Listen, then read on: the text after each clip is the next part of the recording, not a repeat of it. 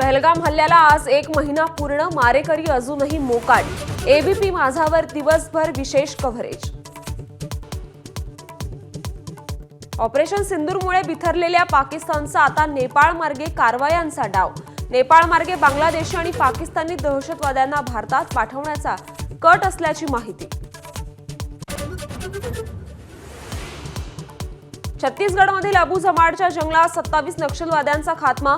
1 कोटीचे बक्षीस असलेल्या नक्षली संघटनेचा सेक्रेटरी बसवराजूही ठार। पंतप्रधान नरेंद्र मोदी अमित शहांकडून कारवाईचं कौतुक। अजित पवारांच्या राष्ट्रवादीचे पदाधिकारी राजेंद्र हगवणेंवर सुनेच्या आत्महत्येप्रकरणी पती, सासू आणि नणंदेला अटक।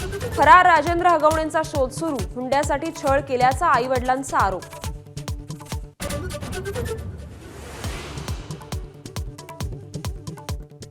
यंदा सरासरीपेक्षा 7 ते 17% अधिक पावसाची शक्यता। मुख्यमंत्री देवेंद्र फडणवीसांची पत्रकार परिषदेत माहिती।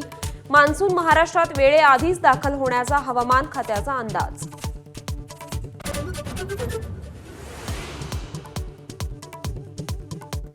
पुणे, सोलापूर, रायगडसह राज्यातील अनेक भागात जोरदार पाऊस। अनेकांच्या घरांमध्ये पाणी शिरलं तर रस्त्यांनाही नद्यांचं स्वरूप। सततच्या पावसामुळे पिकांनाही फटका। दिल्ली एनसीआरमध्ये वादळी वाऱ्यासह झालेल्या पावसानं मोठं नुकसान। कुठे गारांचा वर्षाव तर कुठे झाडं उन्मळली। होर्डिंग आणि विजेचे खांब कोसळले, दोघांचा मृत्यू।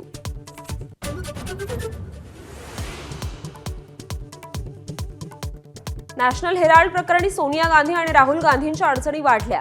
दोघांनी गैरमार्गाने 142 कोटी जमावल्याचा ईडीचा दावा। दिल्ली कोर्टात 2 ते 8 जुलै दरम्यान दररोज सुनावणी।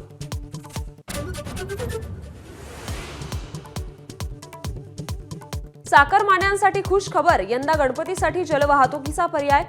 M2M बोटीनं मुंबईहून मालवणला 4.5 तासात तर रत्नागिरीला 3 तासात पोहोचता येणार। मंत्री नितेश राणेंची घोषणा। एबीपी माझा, उघडा डोळे बघा नीट।